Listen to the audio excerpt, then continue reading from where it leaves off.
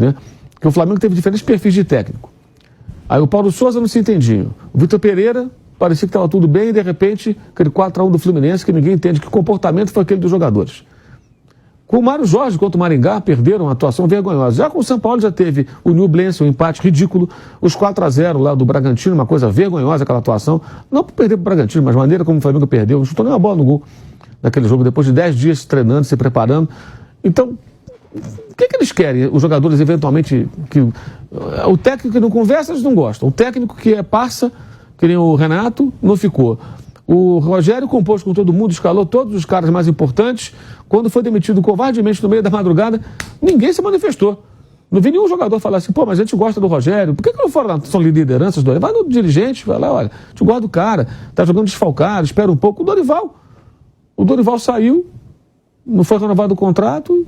Então, assim, eu não entendo. E o Flamengo é que tem que se posicionar. Quem contrata o São Paulo, ele sabe que ele é um técnico, vai ficar pulando na beira do campo, tá? Ele vai pedir contratação, ele vai reclamar, e ele não é de dar muita conversa. Aliás, ele é um argentino, nesse aspecto, que me parece um estilo meio de muitos técnicos europeus. Isso é comum lá. O cara não fica dando explicação, até porque eles mudam tanto o time de um jogo para outro, que se ele for dar explicação para todo mundo, o cara muda 5 jogadores, tem que ir lá para a salinha, fazer uma fila, que nem médico, na sala de espera, e ficar chamando agora, atenção, fulano, vem cá, olha, você não vai jogar porque ouvi isso, aquilo outro, é minha estratégia para esse jogo. Ah, tá bom, professor, obrigado. Essa aí. Agora Beltrano, veio Beltrano, não é Beltrano, eu vou tirar você desse jogo.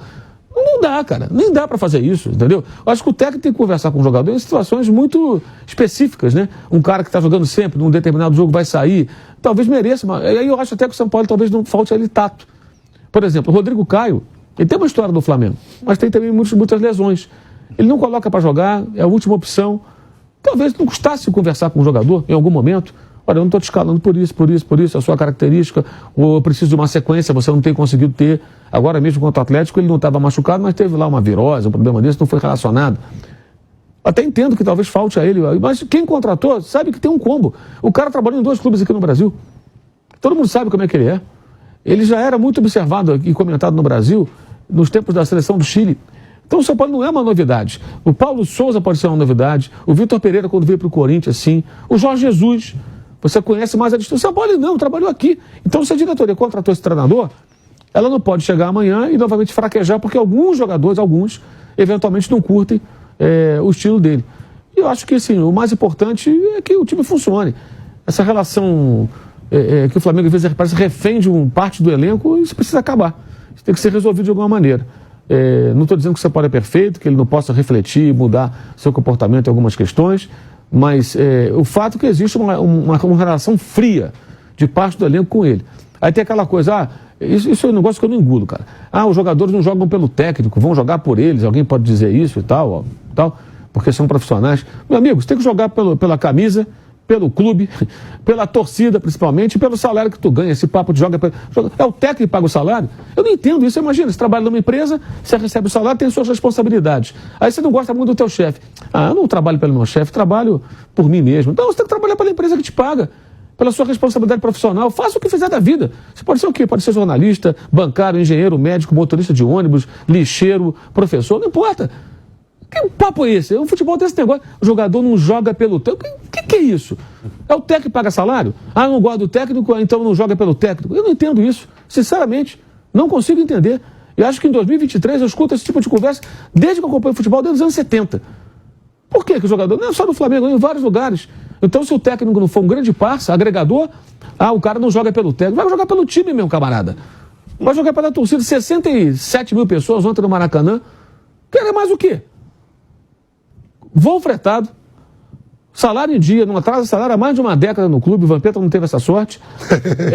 Ajudei, né, Mola? Botar tudo aqui. Pois é, há uma década que não atrasa salário, o CT é de primeira, tudo do bom e do melhor. O que falta? Disputa títulos, ou seja, você às vezes não é titular, mas está sempre ali brigando por campeonato. Então, vamos pegar, quer sair do Flamengo hoje jogar no Vasco, que virou SAF, que é o grande rival do Flamengo, que é o Vasco? Quer trocar?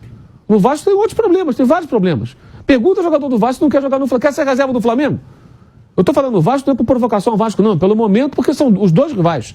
Você pega o momento de um e do outro. Pega o cara que está no Vasco e fala, fulano, você quer jogar no Flamengo? Quer ir para lá? Mas você vai ser reserva. Opa! Duvido. vai correndo. Como há alguns anos era o contrário. O Vasco era forte, o Flamengo uma bagunça danada, e qualquer jogador do Flamengo queria jogar no Vasco. Tinha Edmundo, tinha Avaí, aquela turma, Juninho Paulista, Juninho Pernambucano, e o Vasco era forte, tinha um monte de jogador meia boca no Flamengo. Seria o inverso. Então eu não entendo isso. E acho mais. Se tem diferenças, vários jogadores experientes, com tamanho, vai lá e fala, cara. Conversa com o técnico, conversa com o dirigente. Aquela coisa do Pedro lá, ele colocar de pressão psicológica, sei lá o que é psicológico e tal. Foi perguntado ontem ao Sampaoli, ele até se esquivou, não quis se aprofundar sobre isso. Tem que falar, não adianta colocar na rede social, amigo. Vai lá e fala, conversa, resolve lá, olho no olho, meu irmão. Sabe? Então, esse negócio me incomoda bastante. E isso eu acho preocupante, porque problemas que existam de relacionamento não podem ir para o campo. E aí cabe, sim, aos dirigentes, às pessoas, aquela gerentada toda do Flamengo, essas pessoas que trabalham lá, estarem atentas e corrigir isso.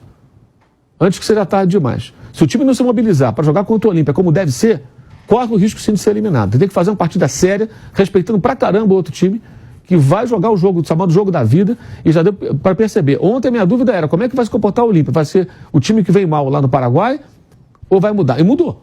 Claramente mudou. Seguiram direitinho tudo que o Arce pediu, se defenderam, picotaram o jogo e tal. Sim, mas a estratégia era essa e os caras executaram tudo conforme o técnico pediu.